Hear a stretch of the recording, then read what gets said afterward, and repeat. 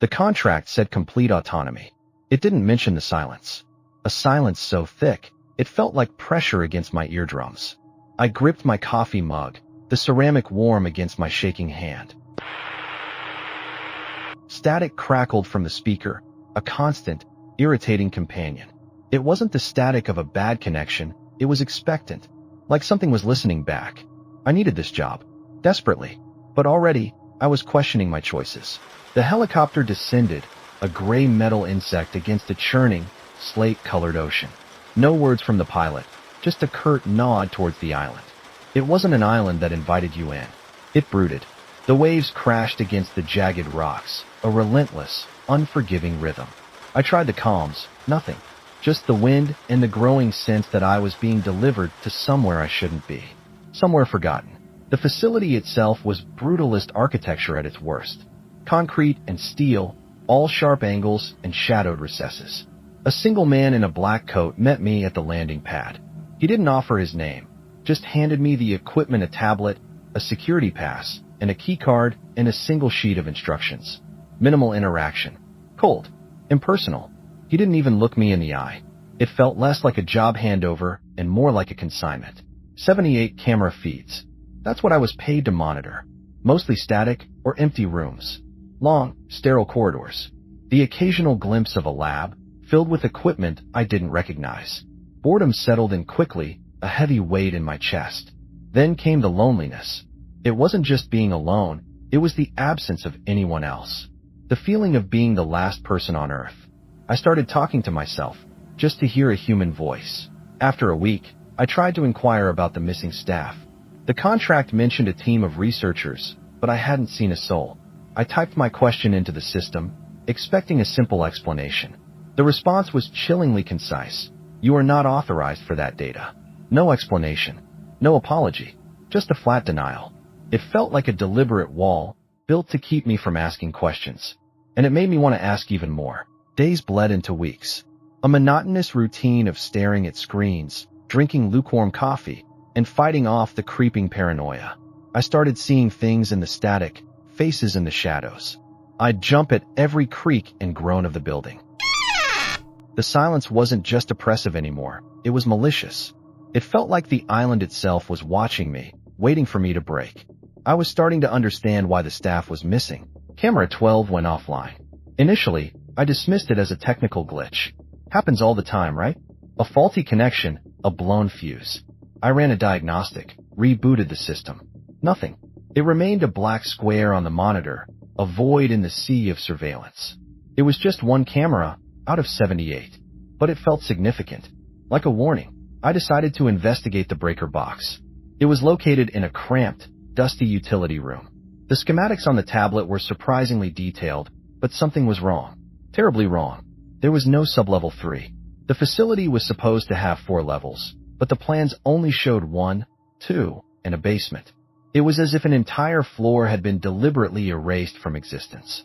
Then, camera 12 flickered back to life. But the hallway it showed wasn't the same.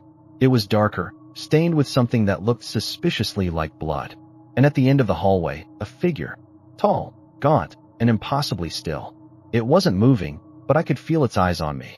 Watching. Judging. It was the most terrifying thing I'd ever seen. I tried to zoom in on the figure, to get a clearer image. The feed distorted, pixelating into a chaotic mess. But even through the static, the figure remained. Unwavering. Immobile. It was like it was defying the limitations of the camera, existing outside the boundaries of reality.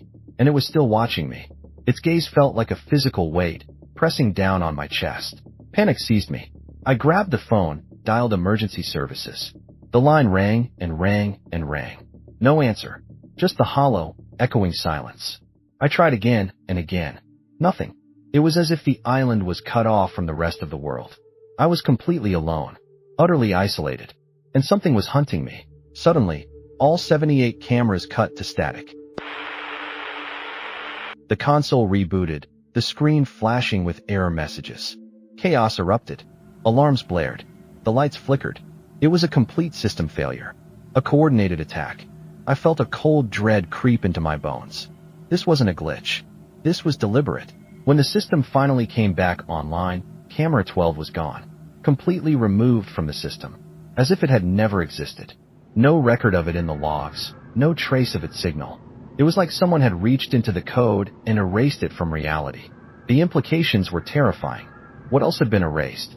What else was I not seeing? I had to get off this island. I raced to the helipad, hoping to radio for help. But the radio was dead, completely unresponsive. I tried the satellite phone, but it couldn't get a signal. The island was shielded, isolated. I was trapped, a prisoner in a concrete cage, surrounded by an invisible enemy. And I had no idea how to escape. I started searching the facility for supplies, anything that could help me survive. In the storage room, I found a stack of crates labeled Month 2 and Month 3 supplies. They were already gone, opened and emptied. It didn't make sense. I hadn't been here for even a month yet. Someone knew I was going to be trapped here. Someone was expecting me. The realization hit me like a punch to the gut. They knew. This wasn't about monitoring the facility. It was about being here. I wasn't a security guard. I was a subject, a pawn in some twisted experiment. The contract hadn't promised autonomy. It had promised confinement. And I had walked right into it. Then, the humming began. A faint, mechanical tone emanating from beneath the floor. It was subtle at first, barely audible, but it grew steadily louder, resonating through the walls and into my bones. It wasn't a natural sound. It was artificial, and it was deeply unsettling. It felt like something was waking up. The nightmares started soon after.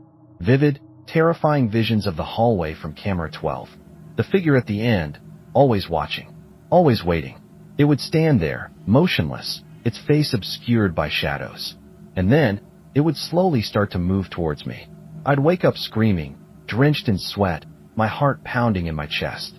I started meticulously documenting everything in a log. Every observation, every anomaly, every unsettling detail. It was a desperate attempt to maintain control, to impose order on the chaos. To prove to myself that I wasn't going insane. To leave a record, in case I didn't make it. I've been reviewing the facility schematics again, trying to make sense of the layout. It's incredibly complex, and frankly, incomplete. I wish I had a better way to visualize these blueprints. Maybe some online tools could help with 3D modeling and analysis.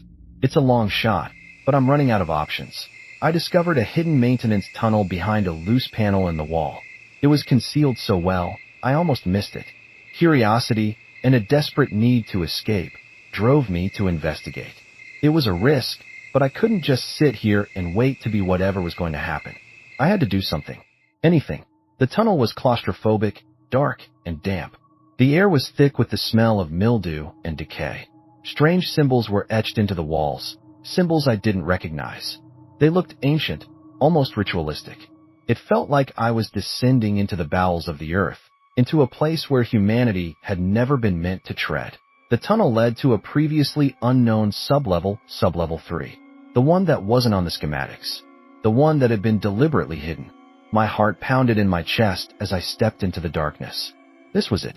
The source of the mystery. The heart of the nightmare. Sublevel 3 was a decaying research lab. Abandoned equipment, broken glass, and strange biological samples littered the floor. The air was heavy with the stench of chemicals and something else, something organic. Something rotten. It was a scene of utter devastation, a testament to the horrors that had taken place here. I found research logs detailing experiments on human subjects. Horrific experiments. Ethical violations on a scale I couldn't have imagined. They were trying to unlock something, to push the boundaries of human consciousness. And they were willing to sacrifice anyone to achieve their goals. It was sickening. The logs mentioned a resonance frequency and a subjective reality distortion field. Scientific jargon, but it hinted at something beyond human comprehension. Something supernatural. They were trying to manipulate reality itself, to bend the laws of physics to their will. And I had a feeling they had succeeded. The humming intensified as I got closer to the source. It vibrated through my teeth, rattling my bones. It was no longer just a sound, it was a physical force.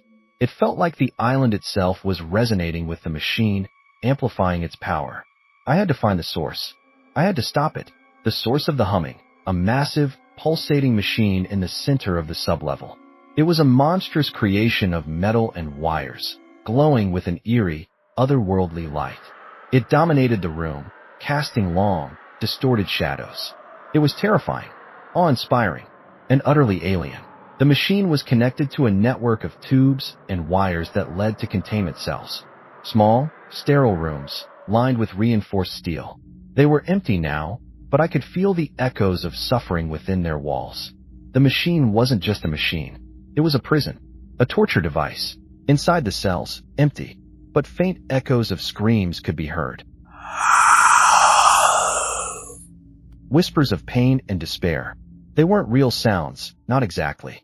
They were residual energies, imprints of the suffering that had taken place here. It was like the walls themselves were screaming. I found a log entry from a scientist who believed the experiments were necessary to save humanity from an existential threat. He wrote, "Was sacrificing a few worth preventing a global catastrophe? It's a question that's been haunting me ever since. What do you think? Is there a line we shouldn't cross, even to save the world?" Let me know your thoughts in the comments. I want to hear what you think. The figure from camera 12 appeared in the doorway of the machine room. No longer blurred, but still unnervingly still. It was tall and gaunt, its skin pale and translucent. Its eyes were empty, devoid of emotion. It didn't attack. It didn't speak. It simply stood there, observing me, judging me. The figure didn't attack. It simply observed.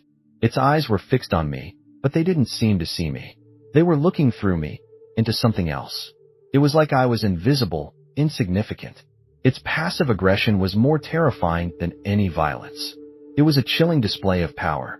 I tried to communicate with the figure, to ask it what was going on. "Who are you?" I shouted. "What do you want?" But it didn't respond. It didn't even blink. It just stood there, motionless, its gaze unwavering. It was like talking to a statue, a terrifying, silent statue. Suddenly, the machine began to overload. Lights flickered, alarms blared. The humming intensified, reaching a deafening crescendo. The floor vibrated beneath my feet. The air crackled with energy. It was chaos, imminent danger. I knew I had to get out of there, but it was too late. I realized the machine wasn't just a machine. It was a conduit, a gateway, a portal to something else, something beyond human comprehension. The scientists hadn't been trying to unlock the secrets of the human mind.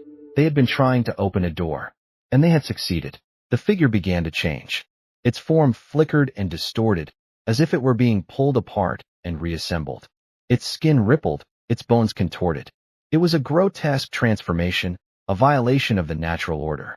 It was like watching a nightmare come to life. I made a desperate attempt to shut down the machine, to sever the connection. I threw myself at the controls, frantically pressing buttons and pulling levers. But it was no use. The machine was beyond my control. It was too powerful, too far gone. I had failed. The screen cuts to static. A final, distorted image of the figure's face. Its eyes are burning with an unholy light. A whisper, barely audible above the static. "You're next." The static overwhelms everything. The darkness closes in. They're still watching, and they're always listening. If you want to learn more about the research facility, I've compiled some theories at link to a fictional website /social media page. What do you think happened to the staff? Was this all just a delusion? Or is there something more sinister at play? Let me know in the comments. And if you enjoyed this descent into madness, don't forget to subscribe for more dark mysteries. But be warned, sometimes the truth is worse than the fiction.